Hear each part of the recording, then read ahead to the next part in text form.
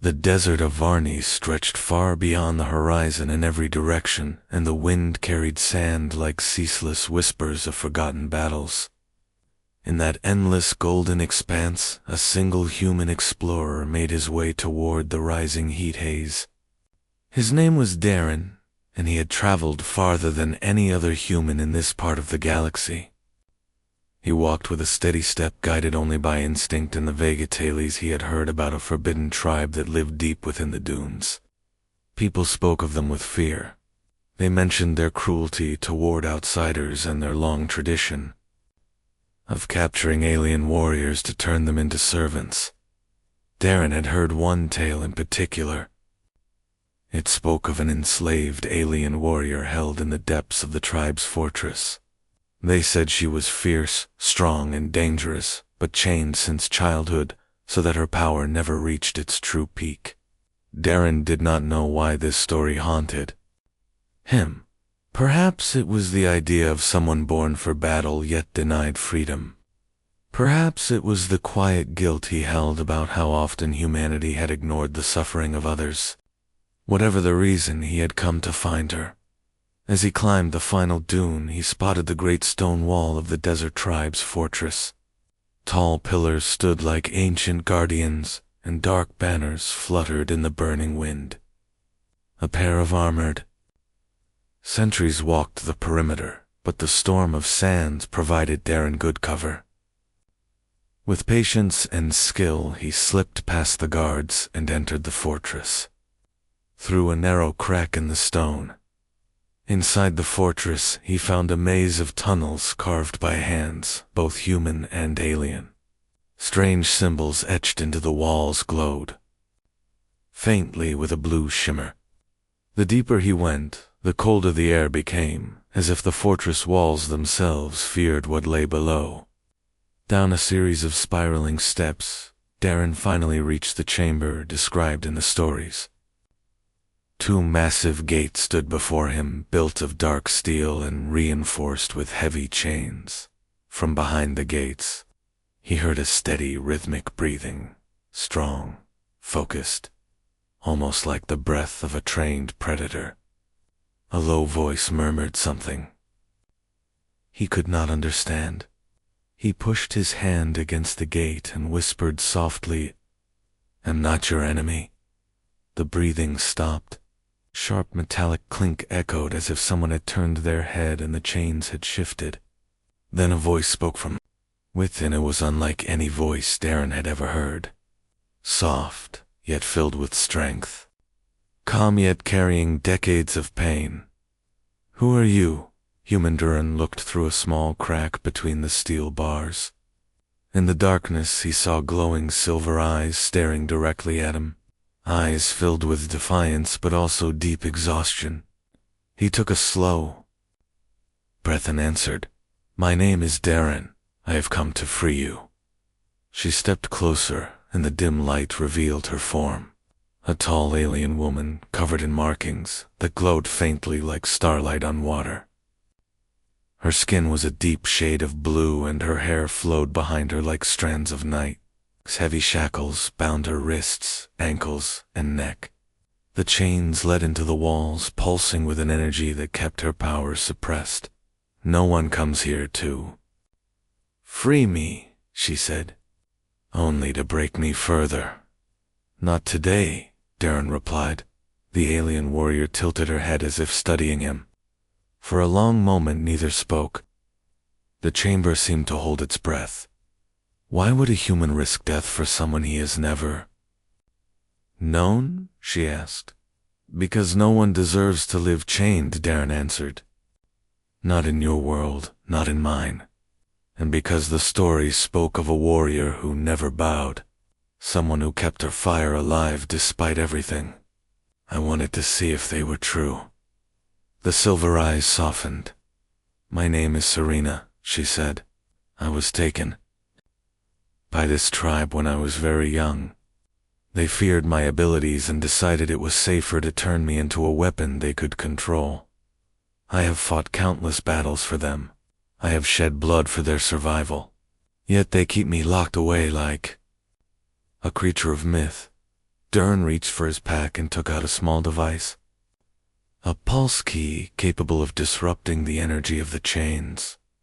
With careful precision, he placed it near the lock. The device, HUMMED. This will hurt a little, he warned, but it will break the seal. Do it, Serena said. I am ready. He activated the key, and a burst of light filled the chamber. The chains sparked violently, and Serena let out a low growl of pain as the energy faltered. A moment later, the restraints fell apart, piece by piece, until she stood free for the first time in years. Her body trembled not from fear, but from the overwhelming rush of power flowing back into her. She took a deep breath, and her markings grew brighter. An aura of strength radiated from her. You freed me, she whispered, as if unable to believe it. Darren stepped back, giving her space. We need to leave before the tribe realizes what happened. But Serena did not move. Her gaze was fixed on him. You came here alone for me, she said. You walked into a fortress that even warriors fear. Darren hesitated. He did not fully understand the answer himself. Because I saw someone who deserved a chance at life. Someone who had been denied her destiny. Serena approached him slowly. For the first time, she looked less like a weapon and more like a living being rediscovering her own heartbeat. Then let us escape together, she said, and let the desert judge our fate. They moved toward the exit, but the fortress trembled as alarms echoed across the stone halls. Serena's eyes narrowed. They know. Darren tightened, his grip on his pack. Then we run. They sprinted through the tunnels side by side. Serena's movements were swift, powerful, and precise. Though weakened from years of imprisonment, she still fought like a storm given form. Any guard who tried to stand in their way fell quickly to her controlled strikes. At last they reached the surface, and the desert wind rushed across their faces. But ahead of them stood the tribe's warriors, armed and ready, blocking the only path out. Serena stepped in front of Darren, her markings glowing brighter than the sun above. We'll not return to chains, she said. Her voice shook the air. And I will not let them take you either, Darren said. Together they faced the desert tribe, a human explorer and an alien warrior, both desperate for freedom. And the sand began to rise around them as the battle for their lives began. The desert wind howled across the dunes as Serena and Darren stood before the tribe's warriors. The sandstorm rising around them twisted like a living serpent ready to strike. Serena's aura grew brighter with each breath until the air shimmered with the heat of her power. The tribe had long feared what she truly was, and now for the first time in many cycles they saw the warrior they had tried to suppress.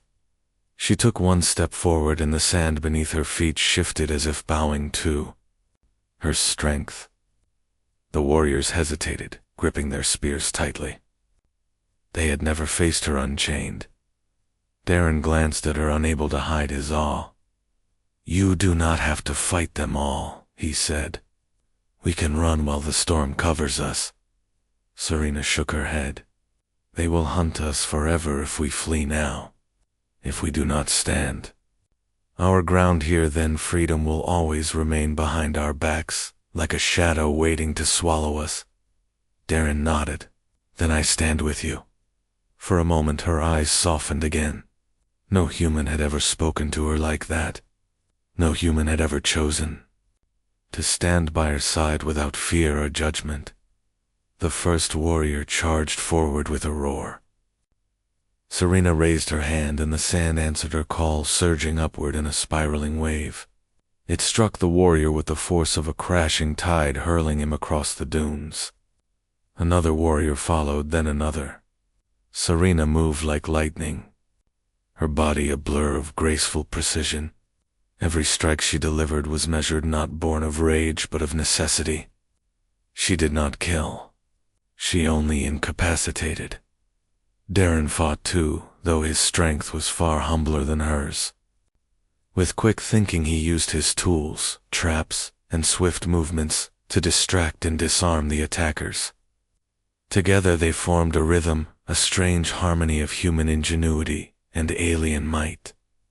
The tribe's leader stepped forward. He was a tall man draped in heavy robes, with eyes like burning cinders. His voice boomed across the battlefield. "Serena, you belong to us. You were captured by our tradition. Your power is ours to command," she answered with steady defiance. "I was born under the twin stars of Varnes. I was raised not for chains, but for honor. Your tradition is broken, and I am no longer yours." The leader raised a staff etched with runes that pulsed with dark energy. With a downward swing, he sent a wave of force hurtling toward them.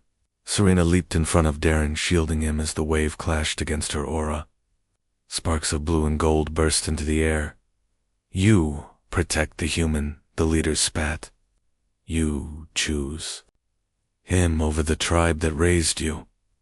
"Raised me," Serena said with a voice like thunder. "You stole me." She surged forward. The ground cracked beneath her. The leader met her with another burst of energy, but Serena broke through it, scattering the force like shattered glass. She reached him, grabbed the staff, and crushed it in her hands. The warriors froze. The staff had been a symbol of power and fear for generations. Seeing it destroyed left them speechless. Serena stood tall, her markings glowing steady and fierce. "I will leave this place," she declared. "I will never return to chains. If you try to stop us, you will face the desert's judgment, not mine." The leader stared at her, breath trembling with rage. Then he stepped back slowly, lowering his arms. "Let them pass," he ordered. The warriors hesitated but obeyed. The path through the dunes opened before Serena and Darren. The desert wind carried away the last echoes of battle. Serena turned to Darren. Her gaze remained sharp, but a strange gentleness had begun to grow behind it. "Are you harmed? I am alive, thanks." "To you," Darren said. "You saved me more times than I can count." Her eyes softened. "You freed me first. Without that moment, I would still be chained in darkness. So we owe each other equally." They walked away from the fortress as the sun dipped toward the horizon.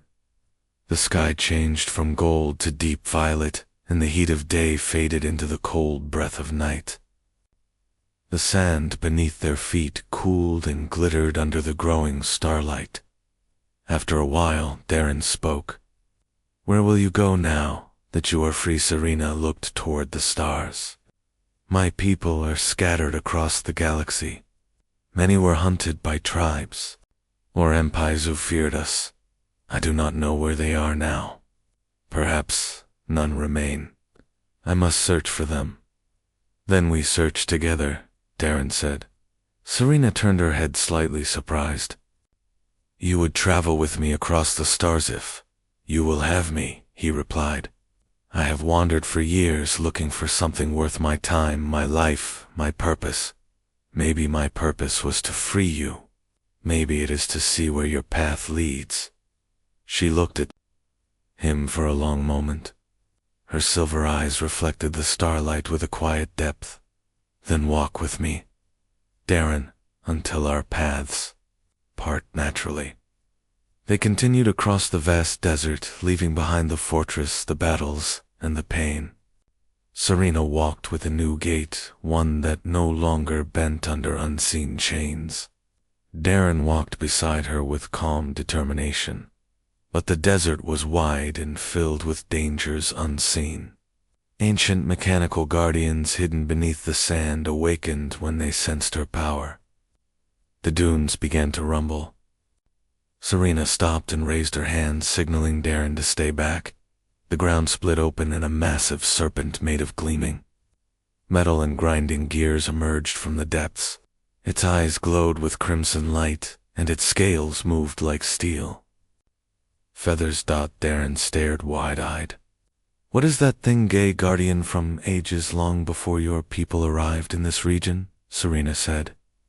It senses my energy and believes I am a threat to the ancient order. Can you fight it? Darren asked. I can try, she answered. The creature lunged with incredible speed, but Serena jumped aside, her movements fluid and powerful. She countered with a burst of kinetic force that struck the serpent's metallic side, leaving a deep dent.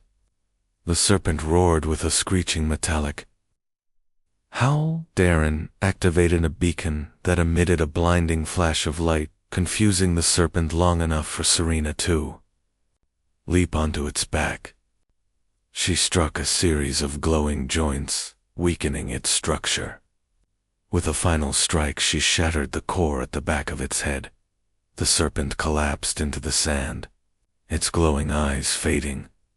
Darren rushed to her. Are you hurt? She shook her head, though her breathing was heavy. Not hurt, only tired. Years of imprisonment have left my strength incomplete. But I will recover. Darren offered her water. She accepted it with a nod. Thank you, human, Darren smiled. You can call me Darren, you know. Serena blinked, then repeated softly. Darren. The way she said his name held a warmth that was new to her. Night continued to fall and the stars grew brighter overhead. In the far distance, the dunes revealed faint lights, flickering like small stars on the ground. What is that? Darren asked. Serena studied it carefully. A settlement. Not of the tribe. Another group. Possibly travelers or merchants. Or someone far more dangerous. Either way, Darren said, we should head there before the cold becomes unbearable. Serena nodded. Very well, but stay close. The night hides more than shadows. Together they walked toward the distant lights, unaware that their journey was only beginning and that forces greater than the tribe were now watching their movements across the desert.